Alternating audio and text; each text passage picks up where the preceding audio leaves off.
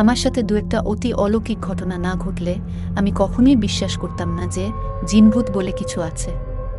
এখনো মাঝে মাঝে বিশ্বাস করতে চাই না। আর এই জ্ঞানবিজ্ঞানের যুগে ভূত প্রেতে বিশ্বাস একেবারেই বেমানান। তাহলে ঘটনাটি শুরু করা যাক। মাঘ মাসের কনকনে শীতের রাত।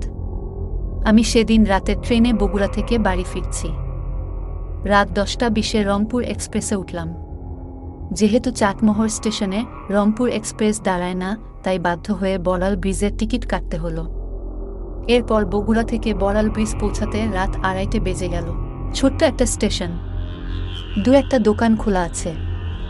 দেখে শুনে এক চায়ের দোকানে গিয়ে বসলাম। আর মনে মনে ভাবলাম, আজ আর বাড়ি যাব না, স্টেশনে সকাল পর্যন্ত অপেক্ষা করব। তাই আরাম করে পায়ের উপর পা তুলে বসে বসে চা সিগারেট খাচ্ছি। প্রায় আধা ঘন্টা হয়ে গেল এভাবে বসে থাকতে থাকতে। এদিকে প্রচণ্ড ঠান্ডা আর কুয়াশায় চারদিকে ঢেকে আসছে। নিজের অয়াচিত বোকামির জন্য নিজের কাছেই রাগ হচ্ছে। এরপর মনে মনে ভাবলাম, কাল সকালে বের হলেও পারতাম। কি দরকার ছিল অযথা এই রাতে ট্রেনে আসার? না হয় কালকের কাজটা একটু দেরিতেই হতো। তাহলে তো এই কনকনে শীতের রাতে খোলা আকাশের নিচে এভাবে বসে থাকতে হতো না। এই সব ভাবছিলাম আর নিজের প্রতি খুব রাগ হচ্ছিল। কাউকে গাড়ি নিয়ে আসতেও বলিনি। এমনকি কোনো আত্মীয়কে ফোন দেব তারও কোনো উপায় নেই। ফোনের ব্যাটারি সারা রাস্তায় ফেসবুক চালাতে চালাতেই শেষ হয়ে গেছে।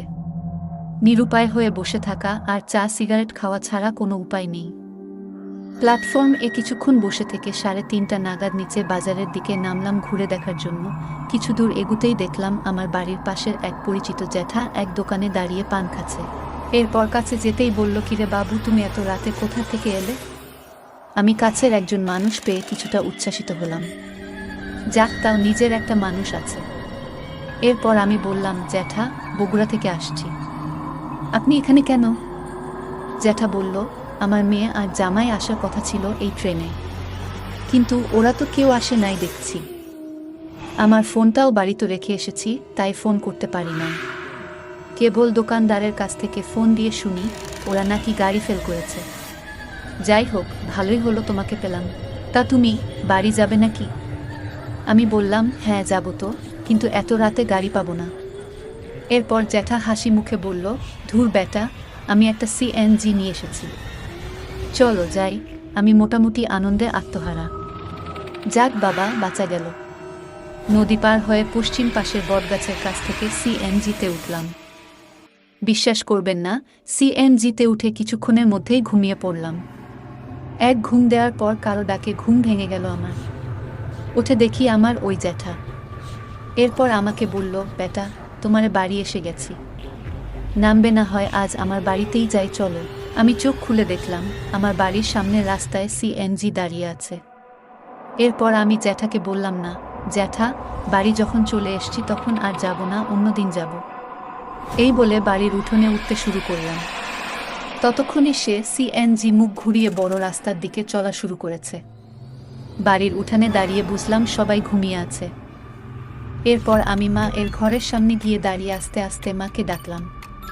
মা ঘুম থেকে উঠে এত রাত্রে আমাকে দেখে তো অবাক হয়ে গেছে।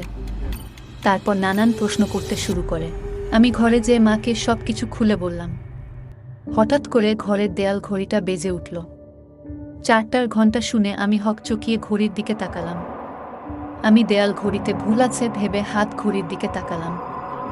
4টা এখনো বাজেনি, কয়েক সেকেন্ড এখনো বাকি আছে। আমি আরও অবাক হয়ে গেলাম, এটা কিভাবে সম্ভব? বড়াল ব্রিজ থেকে চাটমোহরে আসতেই যেখানে 4-5 মিনিটের উপরে সময় লাগে, সেখানে আরও 7-8 কিলোমিটার বেশি রাস্তা মাত্র 15 মিনিটে কিভাবে আসলাম? তারপর মা যখন সব কিছু শুনে বুকে দোয়া পড়ে ফু দিলেন, তখন একটু অবাক হয়েছিলাম বটে, কিন্তু যখন শুনলাম আমি যে জ্যাঠার সাথে এতটা পথ এসেছি তিনি গত 5 দিন আগে মারা গেছেন, তখন আমি স্তব্ধ হয়ে গেলাম। কিন্তু কিভাবে আমি এত অল্প সময়ে এতটা পথ এলাম? আর একজন মৃত মানুষ আমাকে কেন সাহায্য করলেন তা আজও আমার কাছে অমীমাংসিত জিজ্ঞাসা। তো বন্ধুরা, গল্পটি শুনে কেমন লাগলো অবশ্যই আপনারা জানাবেন, আর গল্পটি ভালো লাগলে আপনাদের বন্ধুদের শেয়ার করতে ভুলবেন না। ধন্যবাদ।